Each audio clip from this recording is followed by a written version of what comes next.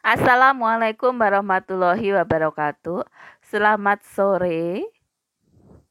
Hari ini kita akan kuliah tentang konsep sehat dan sakit. Nah, di sini ada beberapa pokok bahasan yang akan kita bahas. Yang pertama adalah pengertian sehat dan sakit, konsep riwayat alamiah penyakit, tahap dari pencegahan penyakit. Pertama adalah dari pengertian sehat. Sehat adalah kondisi sempurna baik itu dari fisik, mental, sosial yang tidak hanya terbebas dari penyakit atau kecacatan. Itu menurut WHO pada tahun 1948. Kemudian, kesehatan itu diartikan sebagai sejahtera dari badan, jiwa, dan sosial yang memungkinkan seseorang untuk hidup produktif, baik itu secara sosial atau ekonomis. Nah, di sini berdasarkan Undang-Undang Nomor 23 Tahun 1992. Macam-macam kesehatan ada beberapa macam. Yang pertama adalah kesehatan fisik. Pengertian dari kesehatan fisik itu sendiri diartikan sebagai suatu arti yang lebih sederhana dan mudah dipahami dan juga dicerna oleh masyarakat awam. Sehingga masyarakat awam itu sendiri bisa menilai dirinya dalam keadaan sehat atau tidak. Nah, sehat fisik ini karakteristiknya adalah pertama, potongan badannya dalam keadaan serasi. Arti serasi di sini adalah tangan, kaki, semuanya dalam keadaan sempurna sama dan juga kulit dalam keadaan bersih dan juga sehat sehingga tidak mengalami penyakit kulit. Kemudian rambut, mempunyai rambut yang tumbuh pada kulitnya, kemudian mata bersinar sehingga dia itu bisa melihat baik benda atau manusia di sekitarnya dan juga dapat berinteraksi dengan benda tersebut. Kemudian tubuh tertutup oleh otot yang berisi, kemudian tidak terlalu gemuk dan juga tidak terlalu kurus, bernafas segar dan nafsu makan yang baik. Saat seseorang mengalami sakit, tentunya nafsu makan seseorang akan tidak baik. Kemudian dia juga bisa nyenyak tidurnya, tidak mengalami masalah susah tidur atau insomnia. Kemudian buang air besar dan buang air kecil secara teratur. Organ tubuh juga mempunyai ukuran yang sebanding dan berfungsi secara normal. Nah, selain itu, denyut nadi, jantung, serta tekanan darah juga dalam batas normal sesuai ketentuan pada baik itu perempuan laki-laki sesuai umurnya, baik itu dalam keadaan istirahat maupun dalam beraktivitas. Kemudian gerakan tubuh lincah dan terkoordinir. Maksudnya terkoordinasi di sini adalah saat otak memerintahkan tangan untuk bergerak. Yang bergerak adalah tangannya, bukan kakinya. Seperti itu. Yang kedua adalah kesehatan mental. Di sini ada suatu slogan mensana in corpore sano yang artinya adalah sehat mental atau sehat jiwa itu berada pada badan yang sehat. Nah, kesehatan mental itu tidak dapat terpisahkan dari kesehatan fisik. Beberapa karakteristik dari kesehatan mental itu sendiri, yang pertama adalah seseorang itu merasa puas pada dirinya sendiri dan tidak terjadi konflik pada dirinya. Kemudian tidak menyalahkan diri sendiri atau bahkan menghukum dirinya sendiri. Dapat menyesuaikan diri dengan lingkungan dan orang lain sehingga misalkan ada suatu perilaku yang kurang baik, dia mau menerima saran dari orang lain. Dapat mengendalikan dirinya sendiri sehingga tidak emosional dan bisa menata emosinya. Sehat berikutnya adalah sehat sosial yang diartikan bahwa seseorang itu mampu atau kemampuan seseorang untuk hidup bersama dengan masyarakat di lingkungannya dengan penuh rasa kebersamaan, tolong-menolong, saling menghargai, dan menghormati. Nah, karakteristiknya yang pertama adalah dia itu bisa hidup bersama dengan saling menghargai dan menghormati, mempunyai rasa tanggung jawab sesuai peran dan kedudukannya di masyarakat, serta dia mempunyai rasa bahagia dan puas dengan dirinya dengan apa yang mampu dia capai dalam kehidupan sehari-hari. Dan kehidupannya efisien, efektif dalam melaksanakan kehidupan bersama untuk mendukung perilaku hidup sehat.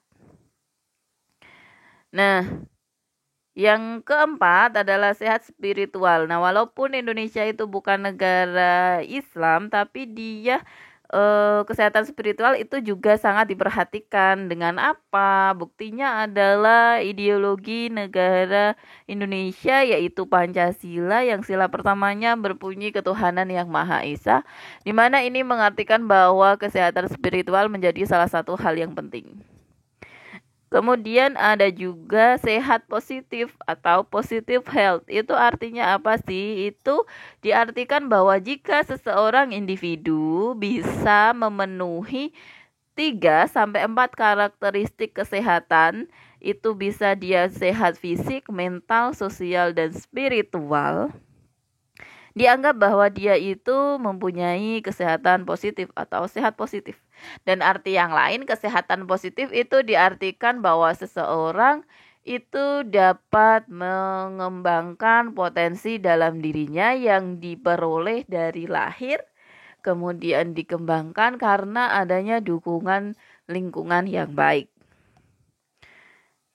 Dengan perkembangan sehat positif ini, akhirnya berkembang bahwa seseorang itu mempunyai hak untuk dijamin kesehatannya atau untuk dicegah terjadinya suatu penyakit. Akhirnya, pelayanan kesehatan itu bergeser pada tindakan promotif, protektif, dan preventif. Nah, apa sih contoh tindakan-tindakan itu? Yaitu tentang kesehatan ibu dan anak. Kemudian dia juga melihat tentang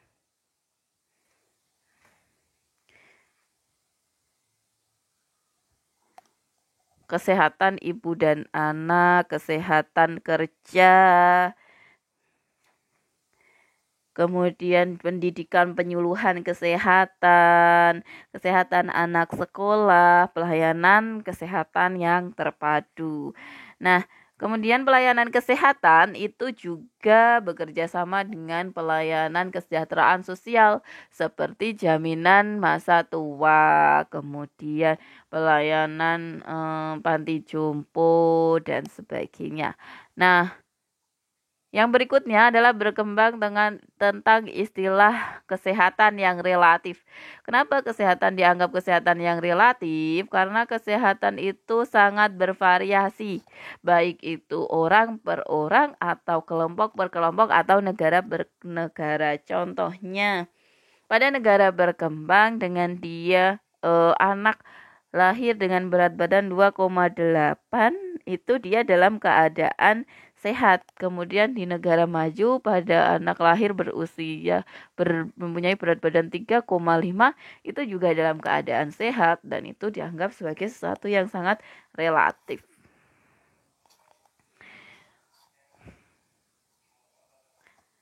Kemudian yang terakhir adalah tentang konsep dari spektrum kesehatan, di mana kesehatan itu tidak statis dan juga dia sangat fluktuatif dan dinamis. Jadi di situ rentang dari ayunan pendulum itu menggambarkan bahwa seseorang itu bisa dalam keadaan minimal, yaitu bisa dalam keadaan mati atau sakit parah, atau dia dalam keadaan maksimal, yaitu pada keadaan sehat yang positif. Nah, berikutnya adalah pengertian tentang sakit. Menurut Kamus Weber, itu sakit atau penyakit itu diartikan suatu kondisi yang tidak nyaman, di mana keadaan ini itu adalah kesehatan badania secara nyata terserang, menyimpang, atau terganggu. Nah, penyimpangan dari kondisi sehat ini membuat adanya perubahan badan manusia dan juga mengganggu penampilan dan juga fungsi-fungsi dari organnya. Kemudian pengertian menurut Kamus Oxford diartikan bahwa penyakit adalah suatu kondisi dari badan atau bagian dari organnya yang fungsinya terganggu atau terjadi penyimpangan. Penyakit juga diartikan secara etiologi yang berarti suatu maladjustment atau suatu kegagalan penyesuaian sehingga manusia itu mengalami tidak bisa berinteraksi dengan baik antara lingkungan dan manusia. Kemudian juga secara sosial, penyakit itu juga diartikan sebagai suatu fenomena sosial, yaitu suatu penyimpangan perilaku yang itu disebut sebagai penyakit. Dalam konsep sakit itu ada beberapa istilah, yaitu disease atau penyakit, kemudian illness, dan juga sickness. Nah, disease ini artinya adalah suatu gangguan dari organ-organ tubuh seseorang sehingga fungsinya tidak maksimal. Sedangkan illness itu adalah suatu penerimaan atau dia mampu menerima kondisi kondisi badannya saat dia tidak sehat. Sedangkan sickness ini adalah merupakan tanggapan dari dia mampu menerima sakit itu. Nah, tanggapan dari dirinya itu apa? Atau tanggapan dari illness-nya ini apa? Nah, ini adalah konsep dari riwayat alamiah penyakit, di mana di sini ada dua fase yang berperan penting. Yang pertama adalah fase prepatogenesis. Pada prepatogenesis itu sebelum suatu host atau penyamu itu terlibat penyakit. Di sini apa yang terjadi? Ada interaksi antara host, agen, dan environment atau lingkungan, di mana itu nantinya akan disebut sebagai ketiga epidemiologi. Nah, interaksi antara ketiga ini akan menghasilkan stimulus. Nah, stimulus ini akan masuk kepada tubuh host. Nah, setelah dia masuk ke dalam tubuh host, agen ini akan bersarang dan berganda. Nah, interaksi antara host dan environment ini terjadi selama fase patogenesis. Bagaimana? Yaitu pertama dari patogenesis dini, di mana adalah pertama agen itu masuk, kemudian terjadi perubahan klinis. Nah, di sini awalnya pada fase garis horizon klinis ini belum ada perubahan yang tampak, namun sebenarnya fungsi dari faalnya dia sudah mulai terganggu. Kemudian pada perubahan nyata, itu perubahan dari jaringan dan faal mulai terlihat dan juga terlihat gejala-gejala dan tanda yang nyata. Nah, di sini akhirnya dapat didiagnosis apa penyakitnya dan penyakit ini apakah akan berlanjut menjadi penyakit lanjut karena penyakit terus berkembang. Kemudian bisa menjadi penyakit kronis atau terjadi kematian, atau dari penyakit lanjut ini bisa menurun menjadi suatu pemulihan. Jadi, interaksi antara agen dan host ini pada akhirnya akan menghasilkan pemulihan atau suatu kematian. Dari segitiga epidemiologi ini dijabarkan sebagai berikut. Ada 3 hal di sini, yaitu agen, host, dan environment. Agen adalah suatu penyebab yang langsung dapat menyebabkan sakit. Agen dibagi menjadi beberapa, yaitu agen biologis, itu seperti jamur, virus, bakteri. Kemudian dari nutrition itu yang artinya dari makanan, itu asupan makanan seseorang, baik itu dari karbohidrat, protein, lemak, atau mineral dan vitamin yang lain yang itu tetap dibutuhkan tubuh walaupun dalam keadaan yang sedikit.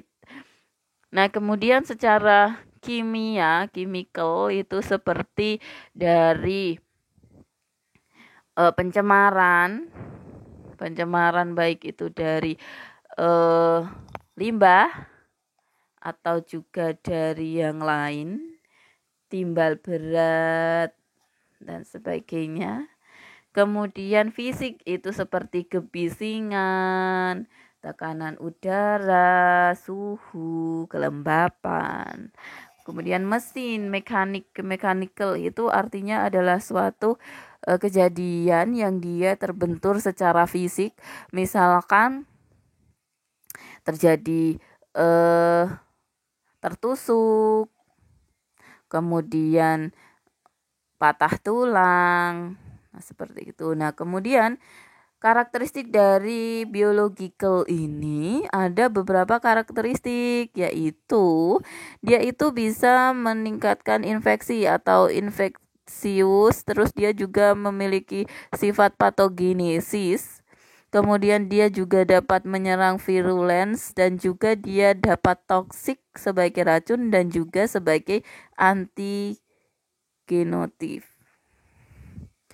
Nah, dari host sendiri itu ada beberapa karakteristik. Yang pertama adalah umur.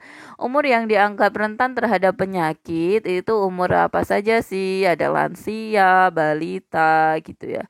Kemudian jenis kelamin. Ada beberapa penyakit yang dia itu hanya menyerang jenis kelamin tertentu. Contohnya kanker payudara, kanker serviks itu hanya pada wanita.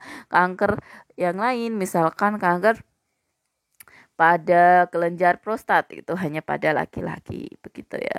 Nah, kemudian ada ras dan etnik. Nah, dulu ada di Amerika Serikat itu penyakit TBC itu hanya lebih banyak menyerang pada orang yang berkulit berwarna, tidak pada kulit putih. Nah, itu kenapa? Sebenarnya bukan karena rasnya, tapi karena tingkat sosial ekonominya yang berbeda. Kemudian keturunan, ada beberapa penyakit karena suatu genetik atau suatu keturunan yang jika orang tuanya mengalami hal itu, kemungkinan anaknya akan mengalami hal tersebut atau lebih lebih lebih mempunyai resiko seperti itu. Kemudian daya tahan atau imunitas tubuh. Imunitas tubuh seseorang itu sangat berbeda, yang itu akan mempengaruhi terjadinya suatu penyakit dalam tubuh seseorang. Kemudian dari status gizinya, misalkan status gizinya itu dia gizi kurang atau gizi lebih atau stunting atau double burden, itu dia akan lebih beresiko untuk mengalami suatu penyakit.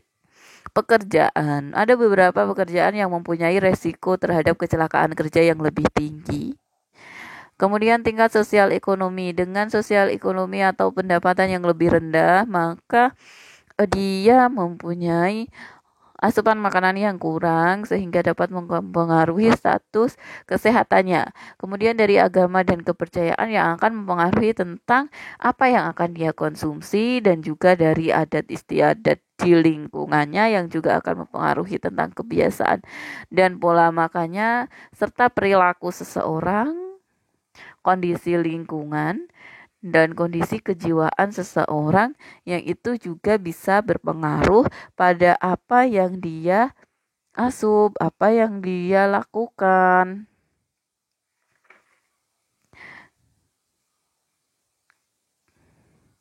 Oke, kemudian lingkungan. Lingkungan ada lingkungan fisik, ada biologis, dan ada sosial.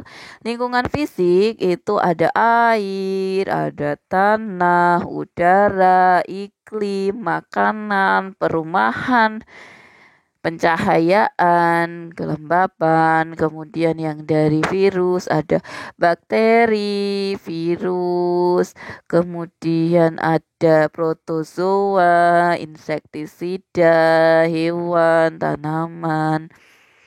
Kemudian yang di sosial ada kebudayaan, kemudian kebiasaan, adat istiadat, penghasilan, gaya hidup, agama, sosial, biologi, politik, dan ekonomi. Nah, berikutnya adalah tentang daur dari penyakit. Jadi, penyakit itu ada beberapa fase dalam seseorang dia terjangkit suatu penyakit.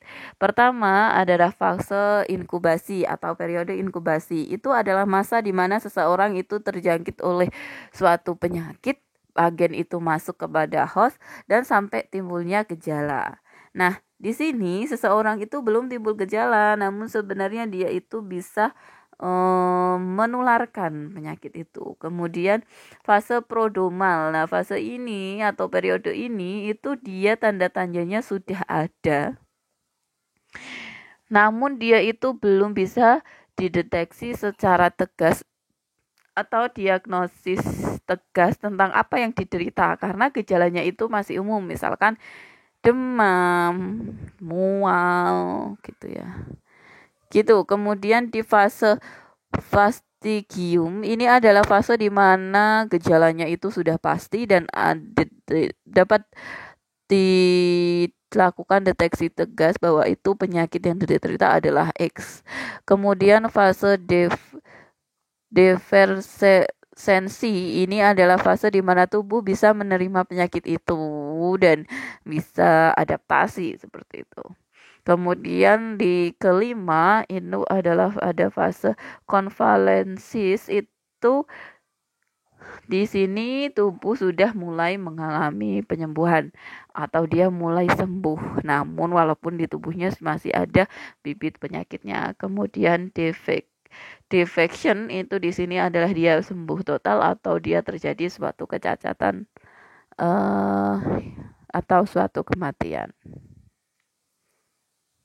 Ini adalah berikutnya adalah suatu fenomena gunung es. Fenomena gunung es ini banyak bisa diterapkan tidak hanya di kesehatan, di mana di sini yang terlihat adalah hanya di bagian atasnya. Di sini seperti dari prevalensi dari suatu penyakit yang telah dikenali, kemudian dari seseorang yang terjadi kematian, yang terpapar, yang terlapor, yang ini itu terlihat karena di permukaan air. Sedangkan di dalamnya sebenarnya masih banyak sekali masalah yang belum teratasi seperti kesakitan, kecacatan, morbiditas yang tidak diketahui. Karena di sini banyak kelompok yang beresiko yang bisa terjadi atau terjadi masalah itu juga yang tidak terlihat, yang sepertinya masalahnya hanya di atasnya, tapi di bawahnya sebenarnya sangat banyak. Nah, ini adalah bahasan kita yang ketiga tentang tahap dari pencegahan penyakit. Nah, tadi dari riwayat alamiah penyakit itu sendiri, itu sebenarnya dari fase prepatogenesis maupun patogenesis, ada beberapa tahapan untuk dilakukan suatu pencegahan penyakit. Yang pertama, di bagian pertama ada pencegahan primer. Di sini ada dua bagian, yaitu dengan pembinaan kesehatan dan juga dari perlindungan khusus. Nah, pembinaan kesehatan itu dari tindakan pendidikan kesehatan, penyuluhan kesehatan, kemudian memenuhi gizi yang tercukupi, kemudian perkembangan kepribadian, kemudian pemukiman yang sehat, rekreasi dan olahraga, melakukan kondisi kerja yang baik, kemudian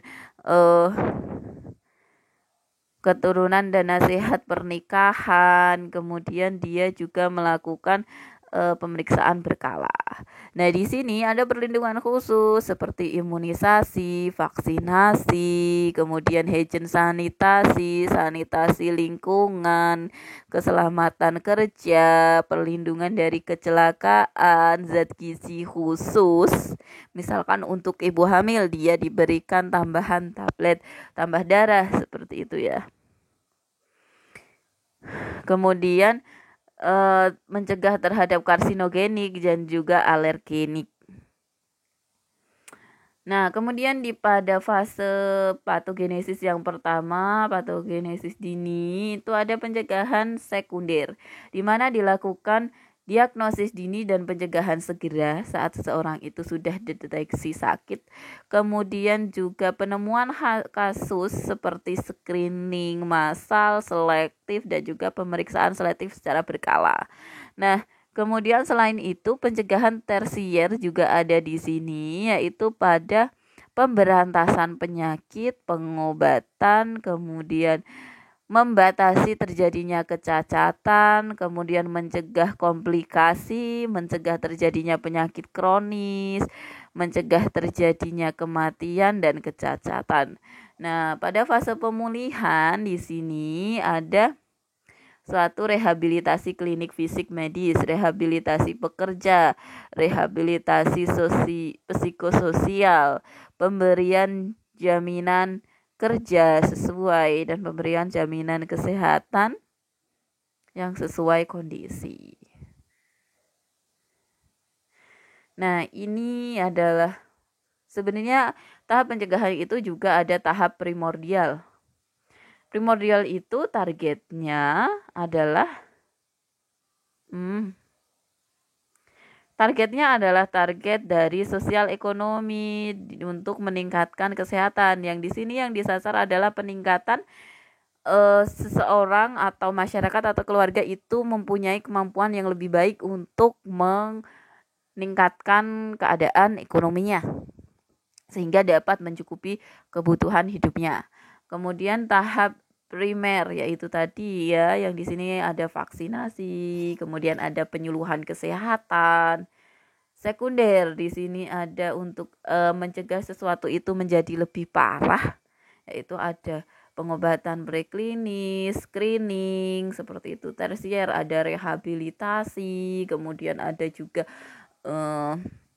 jaminan kesehatan dan sebagainya. Baik, ini adalah paparan terakhir materi hari ini. Jika ada yang kurang jelas kita bisa tanyakan di sesi diskusi. Semoga paparan saya bermanfaat. Saya tutup. Assalamualaikum warahmatullahi wabarakatuh.